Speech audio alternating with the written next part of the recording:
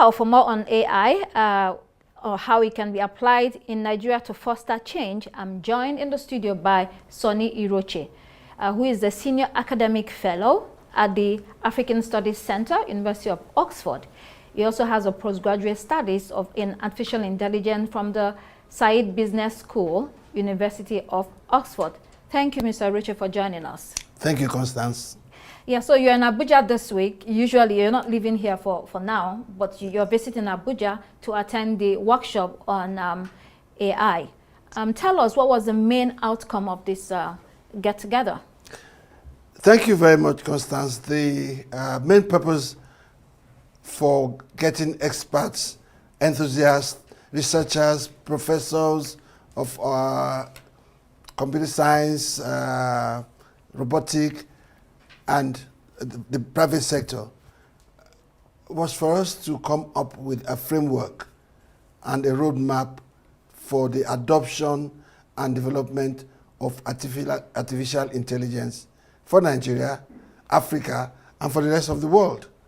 If you look at the youth population that we have and what they have done with ICT, formal or informal, you can now just oppose that with when they grapple with the essence and the ethics of artificial intelligence for positive development.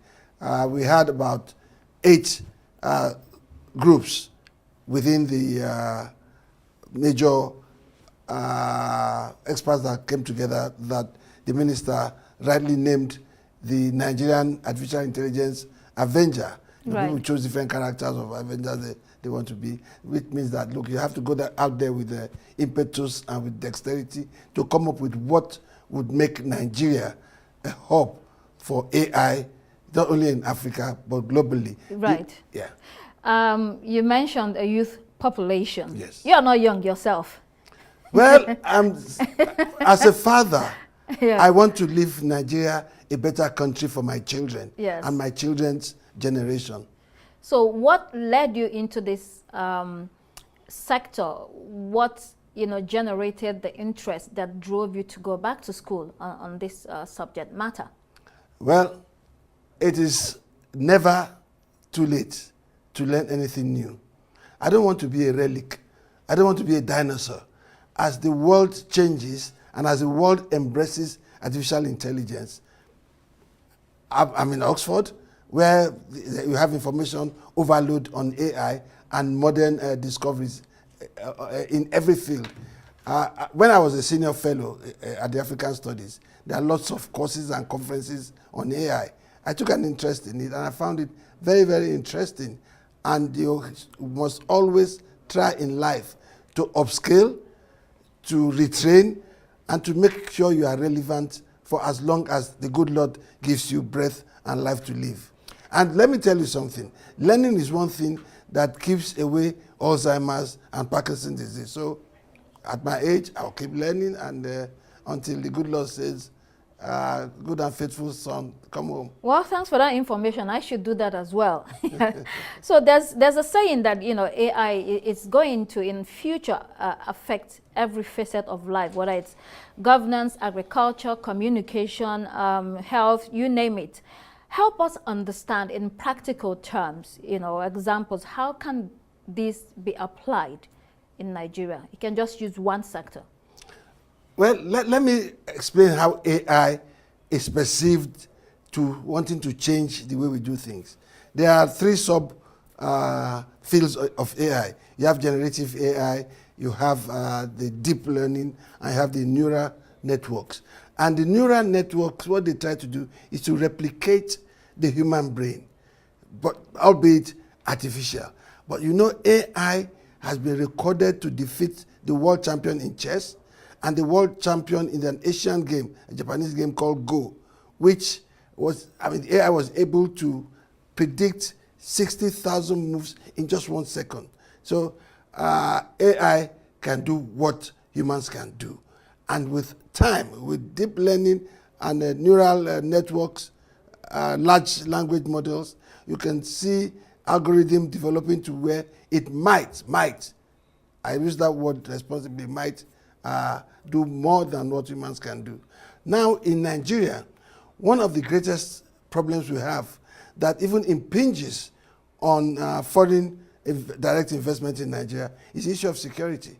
I've written, published articles on that AI could be used to monitor the movement of Boko Haram and these militants. You can use drones to monitor their movement and also to disseminate them. The Russian invasion of Ukraine, the Russian-Ukraine war, people thought it was going to be like a 1 weekend to be over. It has been described by experts as the algorithm war.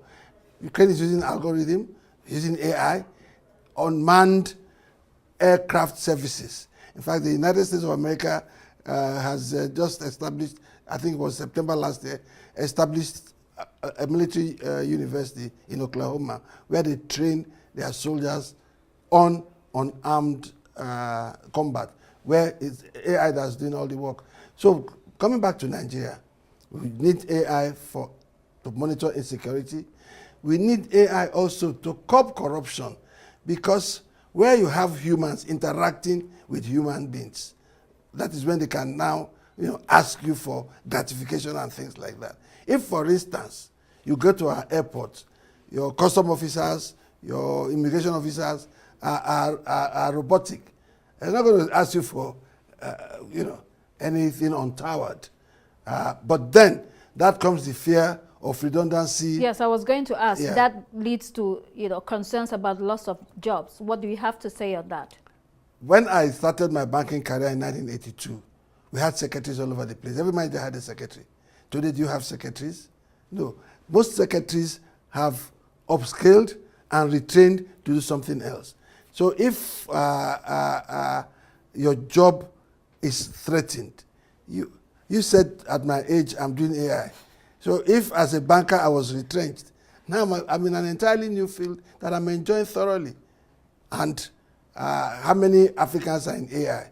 Not too many. Right. Not too many. So from what you say, this requires quite a bit of investment in a country where we're struggling with financing. How do we then find the kind of money and other types of investment that is needed to open up this area or this sector? Yes, well, it's quite a good question. I'll even go beyond money. I'll go to the realm of electricity power, because artificial intelligence and electricity are like hand and glove. They must go together. AI requires a lot of electricity. It also needs a lot of funding. We have to look at the macro economics of our country, not just looking at AI in a silo. We have to look at the macro. What has cost Nigeria the economic quagmire we are in today? One, loss of production of our main source of foreign exchange, which is crude oil. Lack of production, lack of investment in several years in that sector, and two, massive corruption, misappropriation and mischanneling of the resources that should have gone to fix infrastructure like power, to fix our roads.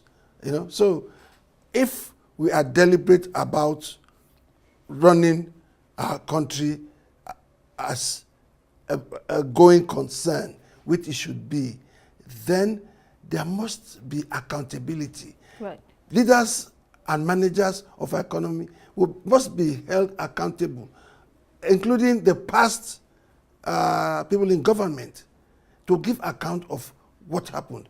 You don't look back, but to answer your question directly, let us fix our refineries. Dangote has come on stream. Demand and supply will affect pricing, and check insecurity for foreign direct investment to come in here. You see some companies divesting and leaving Nigeria. What are the reasons? Unpredictable foreign exchange, insecurity.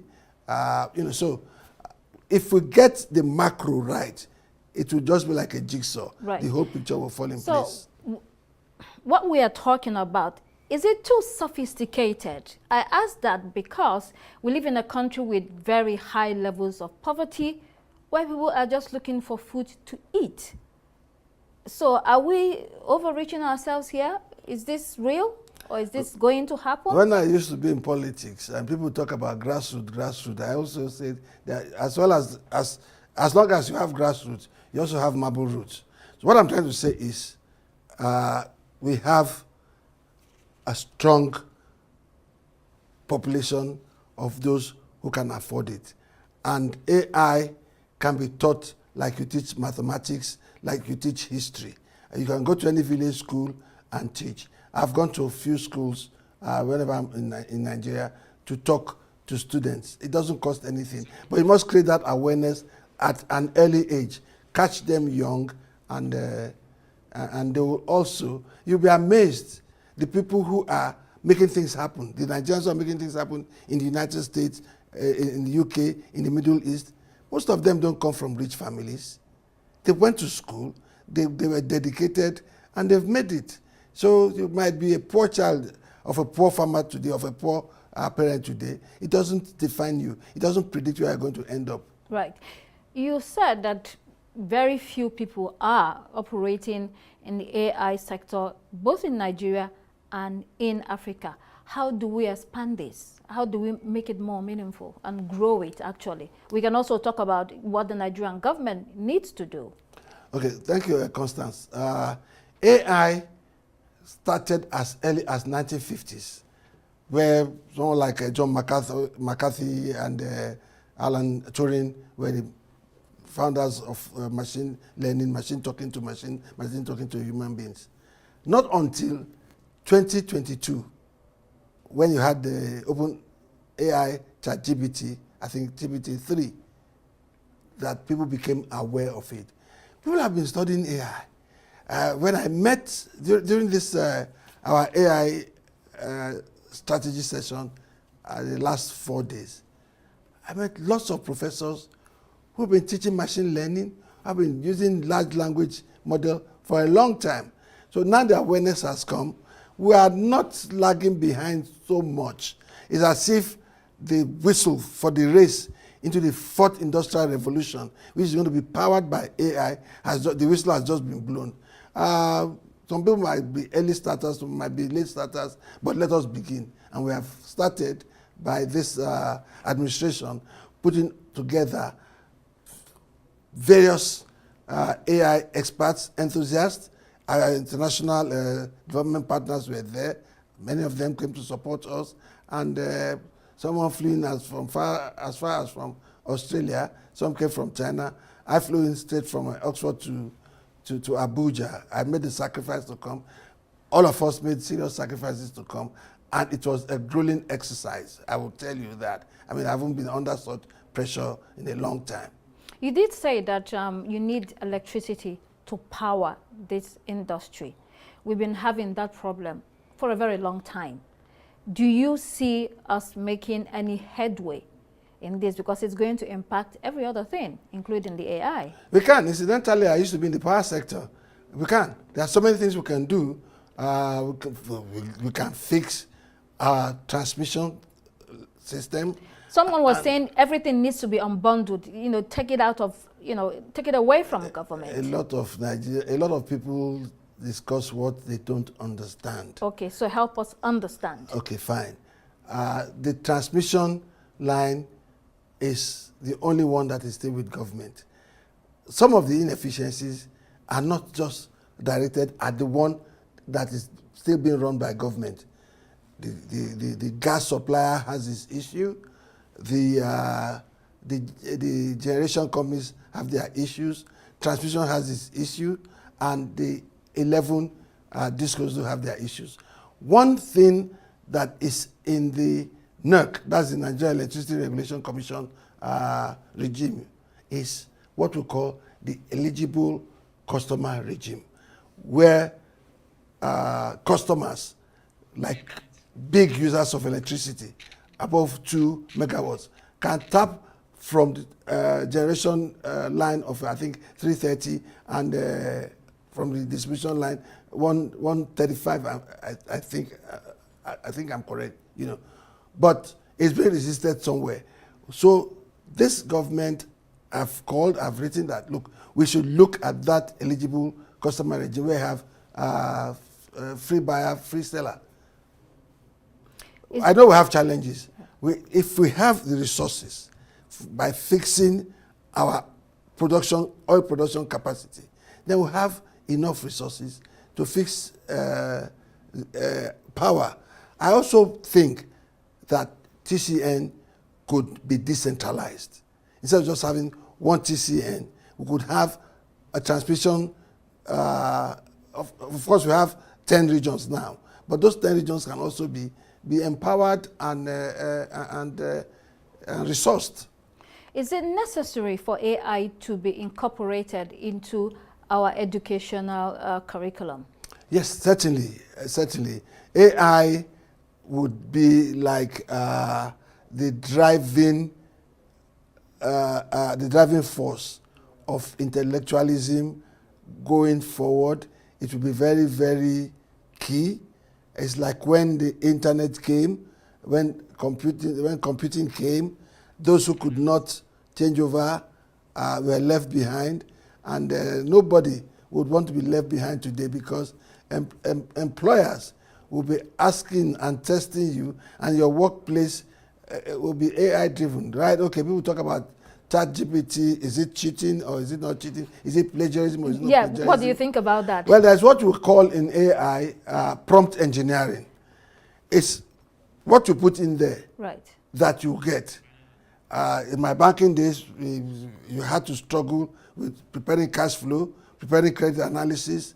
But now, AI can speed up the process of credit analysis and cash flow analysis. Why do you waste your time plotting graphs and trying to, when you can get it quickly? It's like when my parents used to cook beans, my mother used to cook beans. It would firewood or it would take time. But pressure cooker came, today you have microwave. So AI might be the microwave of emerging technology. Well, that's a good place to leave it.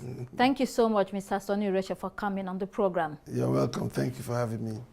Well, that's it for this edition of Arise Prime Time. Do join us again next week. From me and the entire team here in Abuja, goodbye and thank you for watching.